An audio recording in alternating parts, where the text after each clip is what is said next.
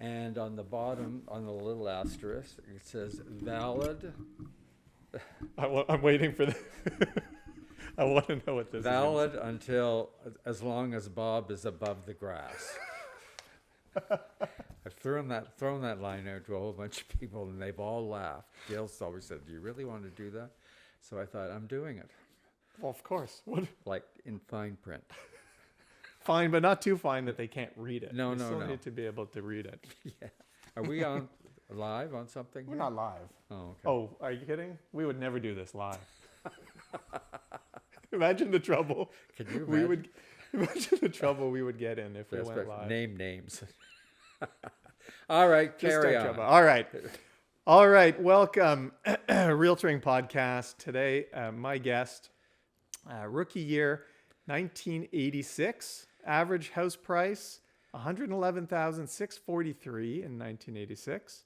He is a fixture in the Ottawa real estate market, full of wit and wisdom. Maybe. Maybe. Mr. Bob Blake. Bob, thanks for joining us. Thank you for asking. Very Appreciate much it. appreciated, sir. So we like to get into it here right away because, as we know, the houses will not sell themselves, right? So first question, we do a memory lane. So we'd just like to know, do you remember your first deal, either on the listing side or on the selling side, in 1986, a fresh green Bob Blake?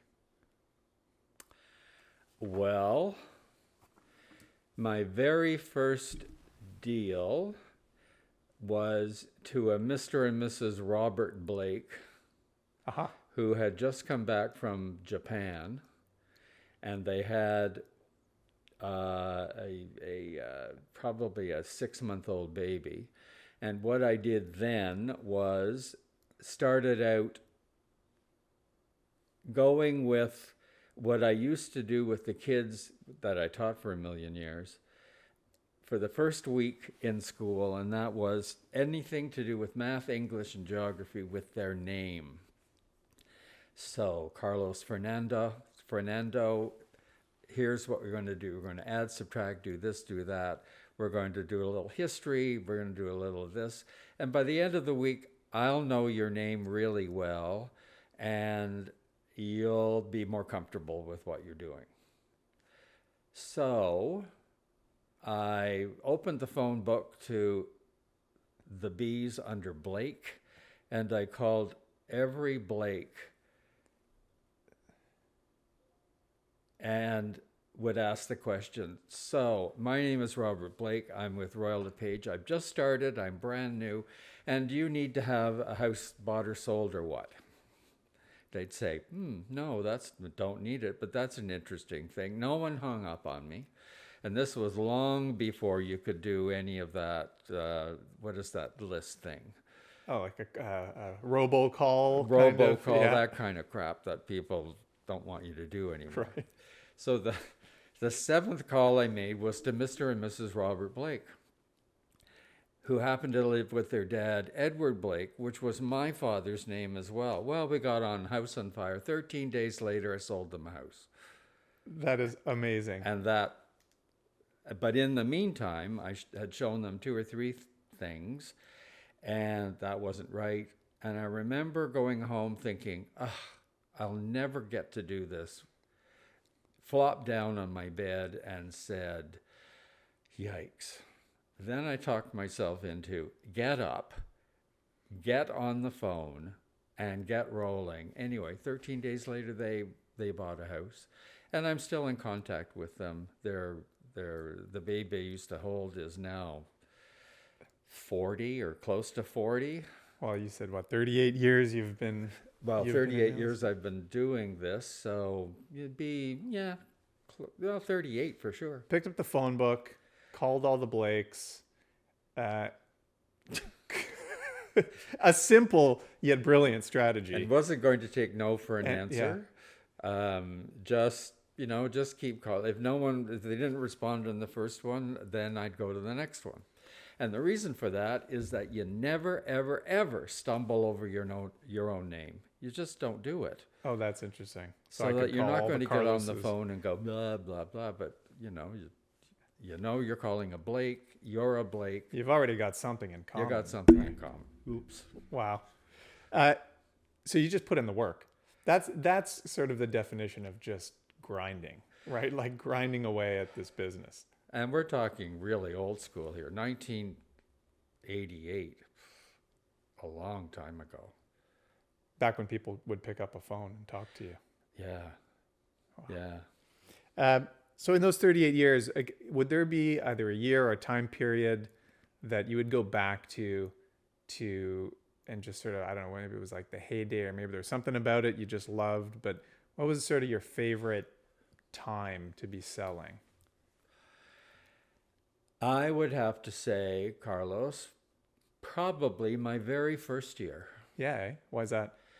It was so unknown, yet familiar, because teaching and real estate were pretty closely related in a little bit of information, add a little bit more, add a little bit more.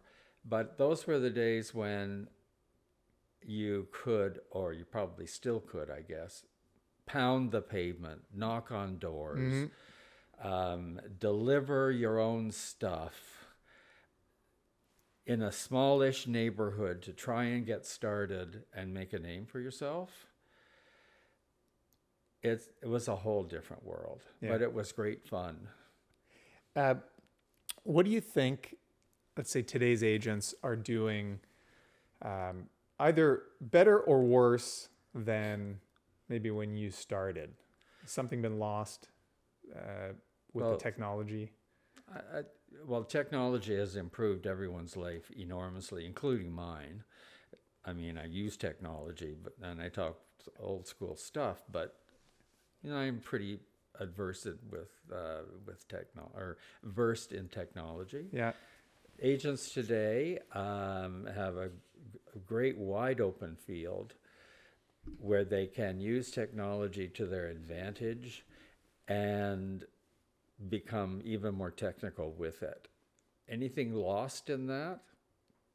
Yep, I'd say you have to be pretty careful Yeah. not to lose the human The touch. human touch. Because what we're doing is human touch stuff. Mm-hmm. We're touching their lives. And we have to be careful with that. Yeah, it's a big responsibility. It I guess, is. It's a huge responsibility. When you started, was there anybody that you came in and you really admired? Is there any agents or brokers that you're just like kind of doughy-eyed? Oh, look at this person. Well, interesting you should ask that. There are 4 what I call doyens of real estate in the era in which I started. That'd be Sally Midwinter, Okay. Molly McCunn, Diana Kirkwood, and Terry Deverenz. Diana Kirkwood is still with us. The other ladies are gone. I would watch them from afar and think, if I could just be like them, what is it they do that I can incorporate into my own method? They were very successful, and they were also very interested in chatting with people like me, New agents. a new agent. Yeah. The doyens, I call them, long gone, lovely ladies, except Diane. And what was it that you think they were doing that was so notable? They were personable. They asked questions about you. They were really interested in what you were doing, and if they could offer any kind of help at all, they were willing to do that. And they were fun and funny. Yeah. So ask smart questions, right? Ask 2 smart ears, questions. 2 ears, 1 mouth. Well, and prior to even going into real estate, my wife was the women's athletic director at Carlton, and she would be coaching as well and be gone weekend after weekend after weekend with teams. And I'd get all dressed up and go to open houses. This is before I was a real estate agent. And I would go to the open houses of those four doyens, and they always welcomed me with open arms. And they knew I wasn't in real estate, and they knew I wasn't going to buy anything. But they were always happy to welcome me, and I would listen and watch to what they would do at their open houses. And when I did come into the industry, it looked like I'd been in it forever because I'd always been out there forever, Right. which was helpful. So just following on that, so what do you think you've done? So I think when I came in, you would have been sort of one of those realtors that, I looked up to. Tons of experience. No question. We're on the same floor for many years. Obviously lots of experience, extremely personable, well-dressed, like, just very smooth, right?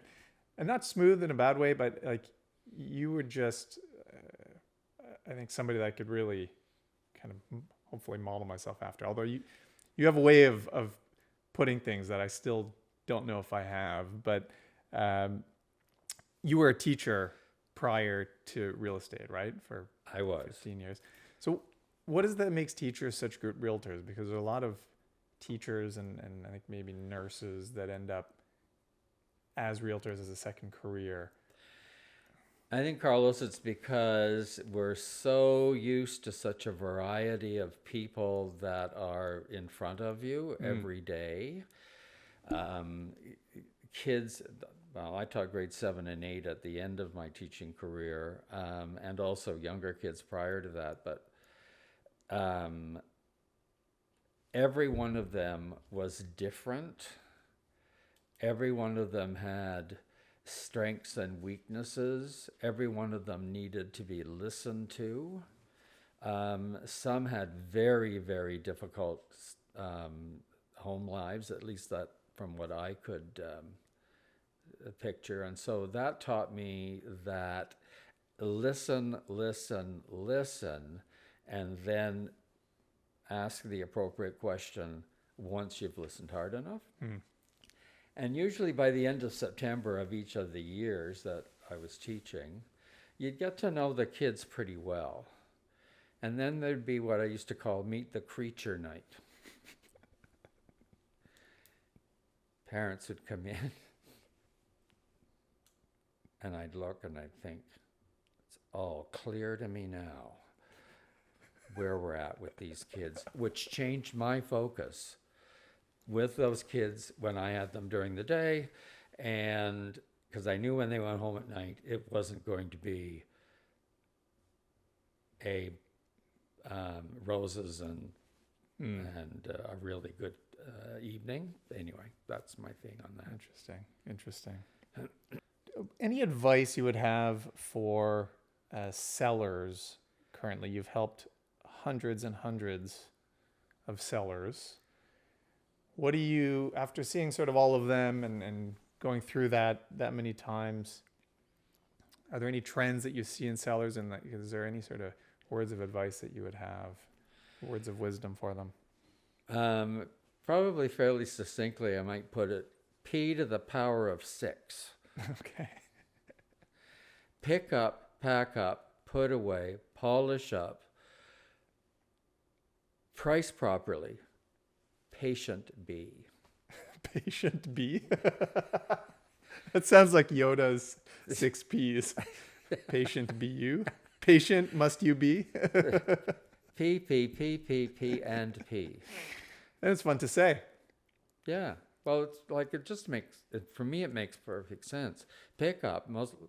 I see photos on the MLS that I'm thinking, why wouldn't the real estate agent have noticed not only the toilet seat up, but the saddle no less? Somebody just left there. Oof. Or all that. Details matter, people. Well, like it's there. And I understand, like, people have kids and families and all that stuff. But it might be worthwhile a second or two to pile all that stuff somewhere not in a photo that, the kids are going to use. Anyway, pick up, pack up, put away, polish up, price properly, and patient be. Patient be. Any advice? Let's say you're a new agent starting today. I know we talked about your first foray into with the phone book. I don't think they make a phone book anymore, but Not happening anymore. So no. So if you're an agent starting today, what would you focus on? Let's say your first 12 months. I would say two things. Find a system that works for you. Observe around you what other people are doing. Hone in on someone that you think has a way of doing things correctly. Mm-hmm. Find that system and consistently do it over and over and over again. If you do it 3 times and it doesn't work, do it the 4th time. And drive a clean car. I love the second one. Yeah. I love the first one. The second one matters too. Do you think the car matters? The kind of car does not matter, but it has to be clean inside and out. Doesn't matter the car. Remember that people are watching you. People are watching. So if you're driving a clean car inside and out, not fancy schmancy, then that projects, in my opinion, that you're looking after the details. You're a person who looks after the details. So out of that clean car, when you're doing something like an open house and you're putting up those signs that we use, make sure that, again, the car is clean, someone's watching, put the sign up and make a big deal of it. People are watching. They're watching that detail. Who knows who's watching? Who knows who's going to call you? Somebody's always watching. Someone's always watching. Anyway, be consistent and drive a clean car. Love it. All right, Bob, you are obviously extremely witty. A quick draw with a one-liner. Are there any kind of one-liners that you remember just magically coming to you that you just pulled out at the perfect moment? Working with another agent who was the selling agent, and I had the buyers. And we've gone back and forth, back and forth, back and forth. And it wasn't coming together. So I phoned the other agent and said, guess what? You win. You get to keep the house. There was dead silence. Well, we don't want, it's right here in front of you. You win. You get to keep the house.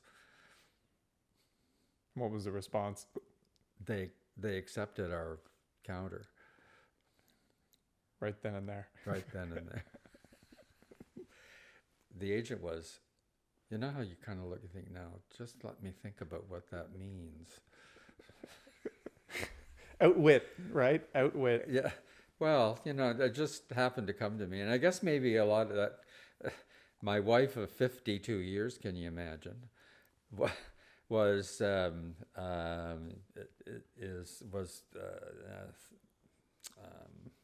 women's athletic director, Carlton. And a lot of sports analogies she would use that I was able to use in real estate. Like, if you're playing tennis, make sure the ball goes back over the net. Because if you, Mr. and Mrs. Buyer or seller, wind up with the racket and give it one good wham, it's likely going to go into the net and you lose. So make sure it always gets back over the net to give the other person on the other side a chance to say yes. Yeah, they can't. Always give the other people a chance, including yours, a chance to say yes. Right. That's a big part of what we do, right? Is at least trying to bring both sides as close together as they Together as can, so possible. that they can maybe shake hands. And if And they're too far apart, then the perfect real estate deal really is the seller is not happy with the result and the buyer thought they paid too much. right. That's when everybody probably paid fair market value. That's for right, it, exactly. Yeah. Exactly. Well, and as time goes on, you become less and less known, and Sure. suddenly there you are, you're dead. So that's the end of that. But irrelevancy would be tricky to take, but you have to make a whole lot of adjustments to keep relevant. And that's why you say you'll never retire. Oh, are you kidding me? I won't quit this until two things happen. One, I get shuffly. All right, people. There's the basement. You go down there and tell me what it's like. That's when you have to stop. Or I'm dead. Oh, no. I die of a heart attack pounding in not a for sale sign, but a sold sign. Right. One of those One of scenarios the- is going to happen. It's just a matter of which Just a matter of what and when. I see a lot of people my age that I'm thinking, oh my God, they can hardly move. And I think real estate allows us to move, like physically move quickly if you have to, be somewhere really quickly, figure stuff out really quickly and on the fly, and then adjust to it. Yeah, problem solving the whole time, all day. Yeah. Just People have often, how do you do that? Like, because, fortunately, my wife and I live in two resorts. One of them, our permanent place is in Brockville on the St. Lawrence, overlooking the river. And our other place is at Tremblant, so we have this fabulous view of the mountain, and neither of them are anyway pretentious, but they are in two resorts, and that allows us to keep ourselves moving and out there. And we still ski. I'm still able to ski 25 to 30 days a year and black diamond stuff, so we're out there. far from shuffly. Hopefully not. Far from shuffly. Bob Blake, thank you very much. A pleasure. Amazing. Pleasure. Thank you, Bob. Thank you. Appreciate it. All right. I remember once you told me, one of my favorite stories was you did something with your shoes at a seller's house. Oh, yes. These folks had asked me to come to see them about listing their property. And as I recall, it had been on the market with somebody else and for quite a long time. And it was in the market where things weren't moving along very quickly. Anyway, so over I went, and they let me in, and I took off my shoes, which I don't normally do in somebody's house because I can't think well without my shoes on. So anyway, I took my shoes off, and I very carefully put them together and then turned them around to face the toes to face the door. And I knew it would prompt a question, why are you doing that? And I said, well, with the news that I'm about to deliver to you, it's probably not one that you want to hear. So I want to be able to jump into those shoes and be able to tuck and roll on the way out from the end of your foot. What was the response? Well, they laughed out loud, and I laughed out loud, and I think I got that listing. What a but killer at the price that was appropriate. Right. And we got it sold. What a killer icebreaker. Yeah. like like something stupid. Let me But- make it easier for you to kick me out of your house. Yeah, well, you know, and it works. Yeah. But make sure they're watching you and you've made a real drama of it. That's right. Yes. A lot of pomp and circumstance. That's right. All right.